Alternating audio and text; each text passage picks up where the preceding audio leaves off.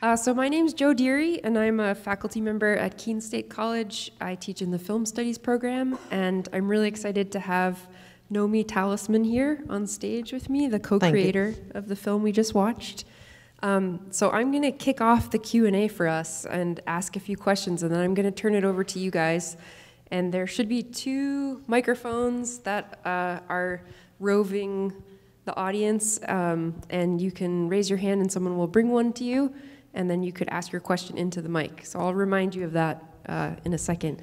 So my first question has to do with your treatment of the subject, so that we hear this story from Bill, the brother of Manny, and we hear the story of Manny's life and his conviction, his arrest and conviction, and death from capital punishment.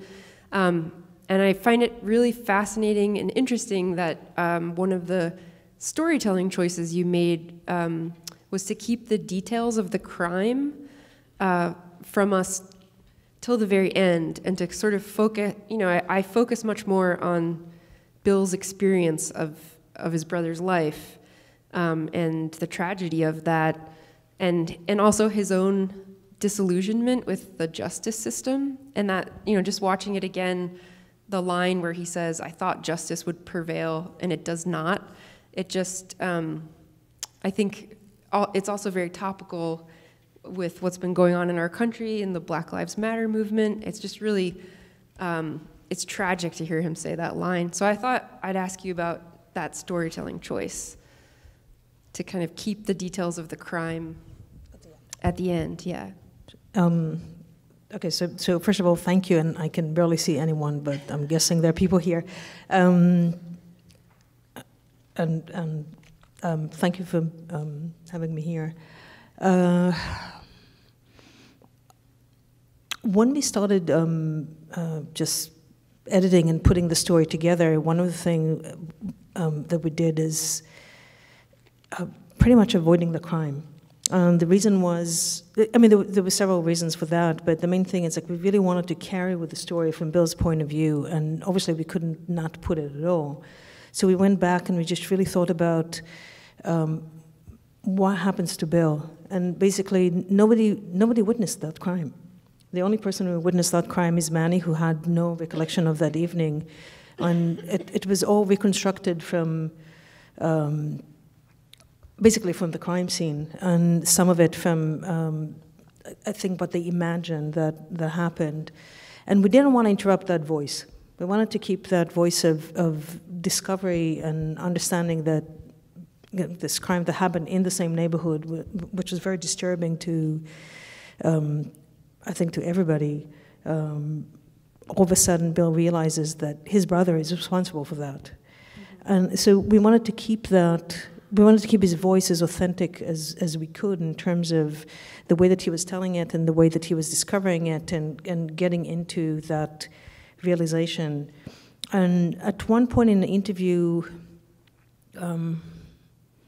in the second round of it, he kind of stopped and explained what he thought would happen, and his tone just totally changed, and we felt like that this is not the experience that we want the film to be about. So we took all the details, that some of them we called from Bill's interview, and a lot of them just from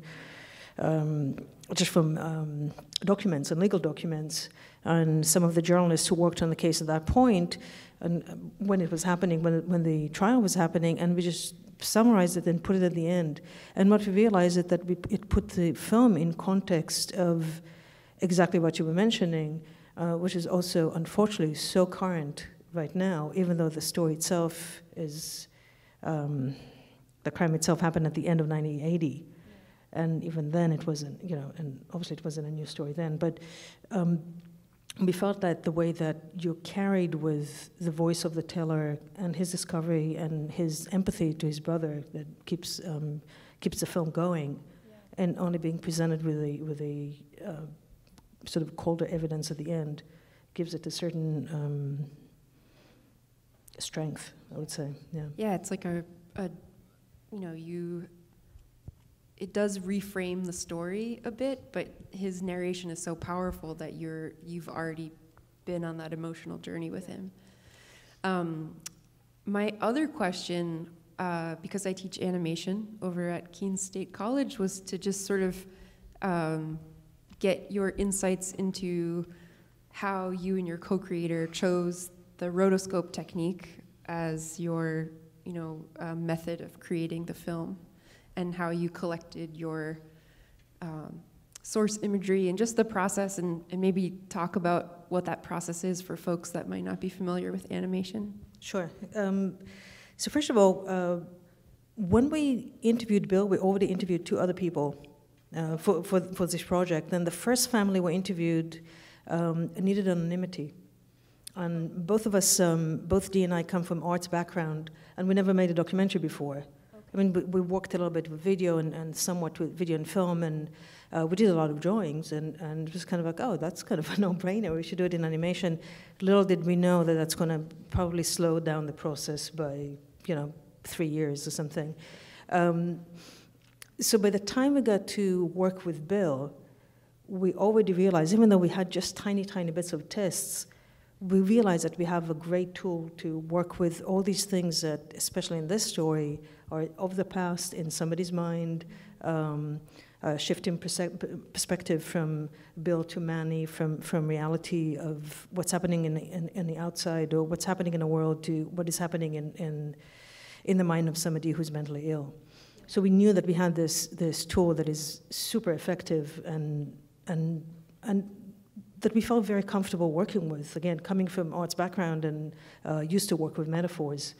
So after we did the interview with him, which is done on tape, so basically the interview was filmed with 2 cameras. One of them was static, the other one we moved around so we can take a few more angles and mostly close-ups. We laid down just the audio. So we just edited the story as if it's a radio story. Several people said that could be on This American Life, and in some ways that probably comes out from that edit. And the first thing that we did after that is we pulled every place. So we worked with a black screen and just the audio, and then we turned on the video just in the places which we wanted to see Bill's face. And we felt like, okay, here he says something that's very powerful. Here has like a gesture that's really interesting. Here, okay, we haven't seen him for 2 minutes, or 3 minutes. We might need to come back to him. So we pulled up just the videos. And one of the things that we really wanted to honor is the time and the details of the story, but the time that he spent with us and the care. And we felt that the only way to put it back is to draw his face frame by frame, and just to be as accurate as we can. So from that from these little snippets where you see his face, with actually exporting every single frame and drawing on top of it, we actually took it to one of the many granting agencies that supported us. At one point, they wanted us to come and show a 2-minute clip. And we showed that, and there was a woman who is a journalist who worked with them who came to us later and said, "That's Bill, I know him." So it's like, if you know him, you totally know that's his face. It's totally accurate. And from there, we basically cut the film into section, pretty much storyboarded it, more like what's the time period, what's the tenure that we want to keep, what's the most important things, how do we want to convey it in animation. For example, we took all the footage from Vietnam is government footage that was shot in Khe Sanh, and I wouldn't be surprised if Manny is actually in some of the real footage. But we wanted to keep that texture of 16mm film, and the closest thing to it was to drop the computer to the side and actually draw it on charcoal on paper and scan it in. And in the scene where man is being arrested, he's playing with the kids and he's making these tents, and we shot the whole thing on video. It's our kid playing there, and we built the tents. But one of the things that really jumped kind of to our minds is he's playing tents, and he was in the army, and it's kind of close, and the kids are kind of playing, and he has PTSD. He can snap any minute. So we wanted to go back and draw it in a way that is close to the archival footage. But to link those animation yes. techniques. Yeah. Yes. Great. Yeah. So that's a lot of information. Yeah. So I'd love to have a question from the audience. And if you have a question, you can raise your hand, and I believe someone will bring you a microphone. Anybody have a question for Nomi? There's somebody here in the front.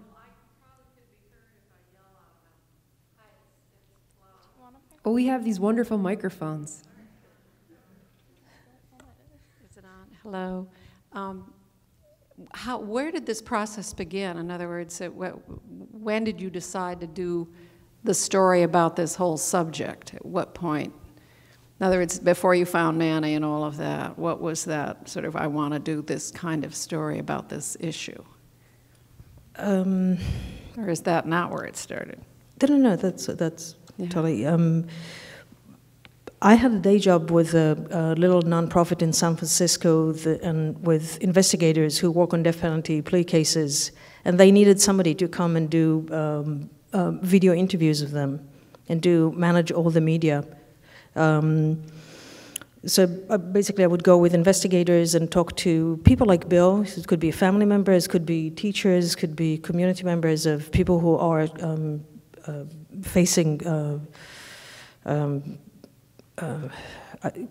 usually it's in a pre-trial, so it's before they're being, usually in very early stages, so before it's necessarily going to be a capital case, but most likely sometimes in later appeals. So the investigator would go and knock on the door and talk to somebody who, let's say, he has a brother on death row, or a woman who has a son who might be facing a death sentence. And I would just sit there and record the interview. And their speciality, that agency, their speciality they're still working, mostly mental illness and some other mitigating circumstances. And every once in a while I would go back home and I would talk to Dee, who's my partner and also the collaborator on the film. I was, these are kind of amazing stories, and it sounds like this is a voice that's really missing in the current conversation about criminal justice. So eventually we went back to the agency and we said, it's like, hey, we want to do something with that, with your permission, if you connect us to people. And at the time we thought it's going to be maybe a 5-minute film and probably an installation and maybe audio recording. And they were thrilled. And they confirmed what we were thinking, that this voice is just totally missing from this conversation and it needs to be out there. And they started connecting us to people, and eventually, after I think the first or second people or families that we interviewed, we realized that it really needs to be a film. There's no reason to cut the stories again into something short that doesn't really tell the story. But the interviews that we had were with people who told interesting stories, but they were not great storytellers. So we went back to them and said, okay, do you have a great storyteller? And they sent us to Bill. So it's kind of like an elongated answer. And at first we thought we might have enough material for a feature and sort of weave the stories together. And I think that especially with the animation, it was just incredibly confusing. And we decided to take the best story of them and just see how long it is. And it ended up being 32 minutes.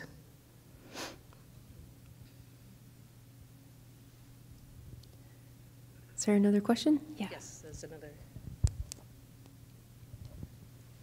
So how did you, or did you make a decision for the viewer not to know, not to be sure what race the family was?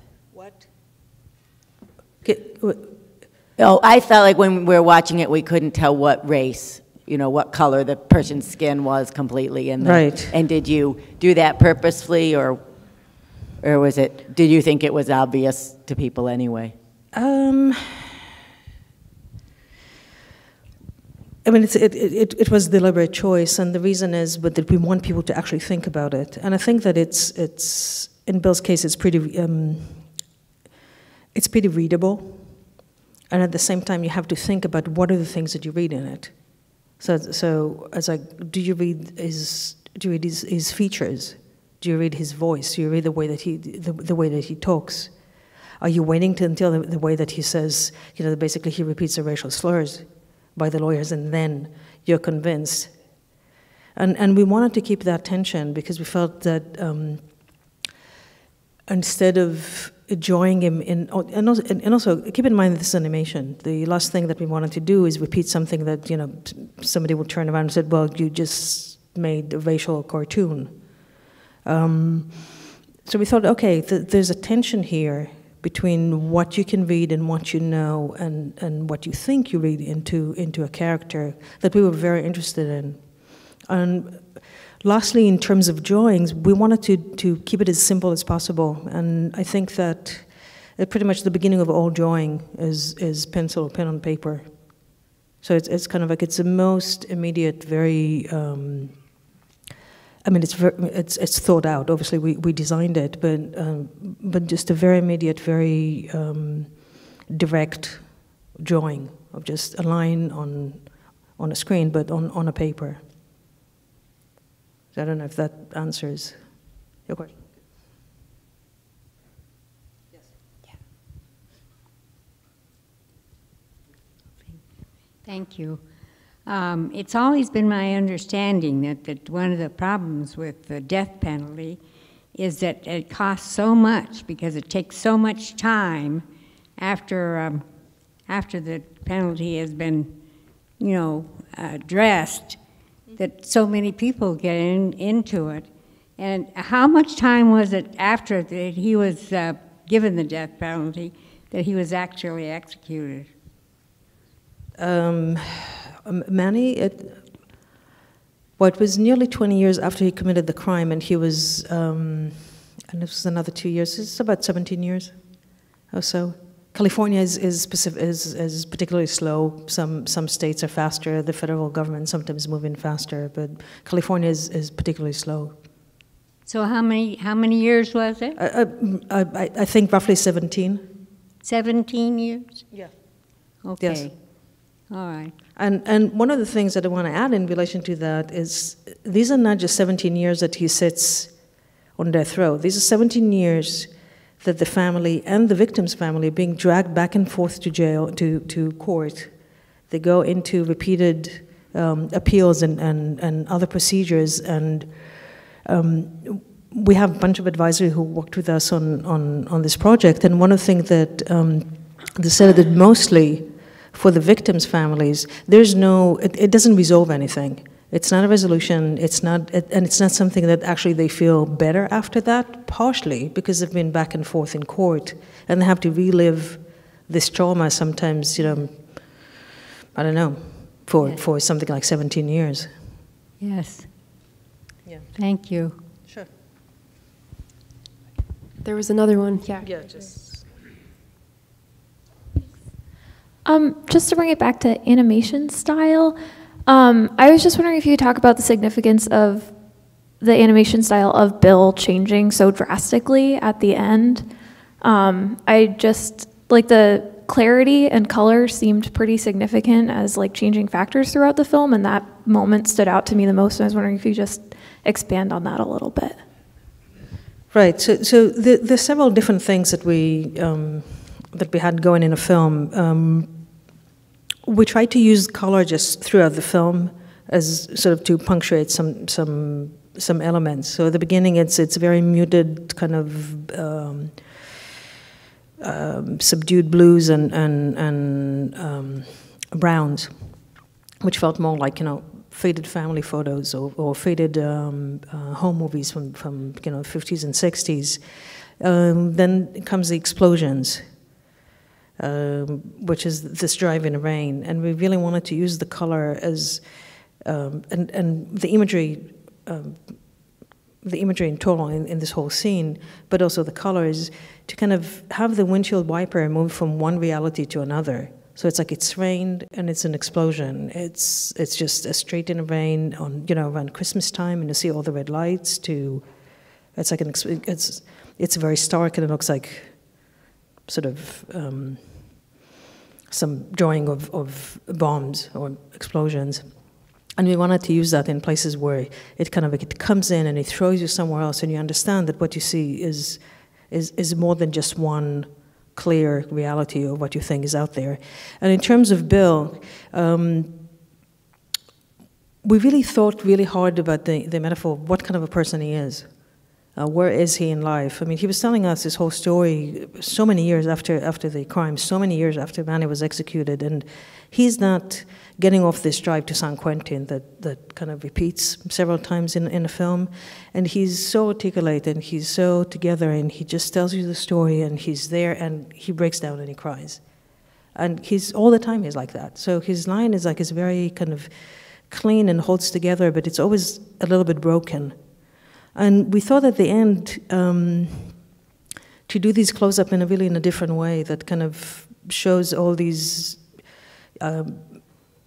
sort of the softness and also all the other bits of him that don't quite sit together.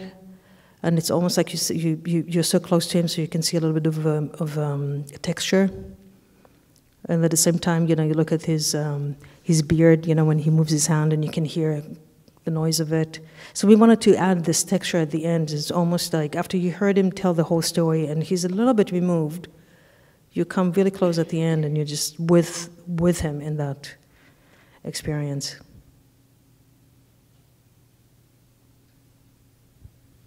How are we doing on time? We're doing okay? No? One more question? We have time for one more, if there's one more question. Well, this was really wonderful, and I can't imagine this story being told more effectively in any other form. It just was so impactful, and I'm just very impressed with how you were able to do that. I do have a question. I think an important highlight is the mental illness, and at one point it is said that he had paranoid schizophrenia, and then he was dealing with a post-traumatic stress. But did he ever receive any help for his mental illness? Was he ever given medication or counseling or did he have a case manager working with him in any way, or was he pretty much sent off to jail and had to deal with his mental illness by himself? Do you know? Yes, I kind of have several answers to that. First of all, when he was, at the beginning of the story, Bill describes when Manny was 12 years old and he was hit by a car, and obviously that was already a traumatic head injury. So he basically fell through the cracks throughout his life. He was drafted where there's no question that he shouldn't be in the military. When he came back, the diagnosis at the time of paranoid schizophrenia was, we're talking about the DSM, the definition of paranoid schizophrenia at the time was actually an umbrella term to a huge range of things, including PTSD. So actually his diagnosis of PTSD never came, he was never fully diagnosed with PTSD. The way that he was diagnosed then with paranoid schizophrenia probably answered that. And because he very quickly found himself on the streets, he was never really treated for anything. Once he was in prison, once he was in San Quentin, I think there was some kind of support that he got. And also he was in a safer environment. And I mean, to me, actually, probably the most disturbing, I don't know if the most disturbing, but a very disturbing aspect of that, this thing is happening right now with returning veterans. This is not an incident from Vietnam. It keeps happening. There are a lot of veterans that find themselves on the street. Third of people on death row are veterans. So it's like 3 in 10 of veterans. And there are a lot of stories about veterans who are not getting treatment, who find themselves now with exactly the same, very similar situations. Homeless, they're not treated, they don't get the medical help that they need. I would say that this film, we did a screening 2 days ago, and somebody said, "Oh, more than it's an anti-death penalty film, it's an anti-war film." And to me, the three things that are probably the most prominent in the film that I would weave together is mental illness, lack of care for veterans, and racism. And I think that all these three things played a huge role in Manny ending up where he ended up. Yeah, well, I think you handled it very effectively. It was great. Thank you. So we'll wrap up. Thank you, Nomi, for creating a really powerful film, sharing it with us. And thanks for coming to New Hampshire. And there's another screening at 8 p.m. So stick around. Thanks, everyone.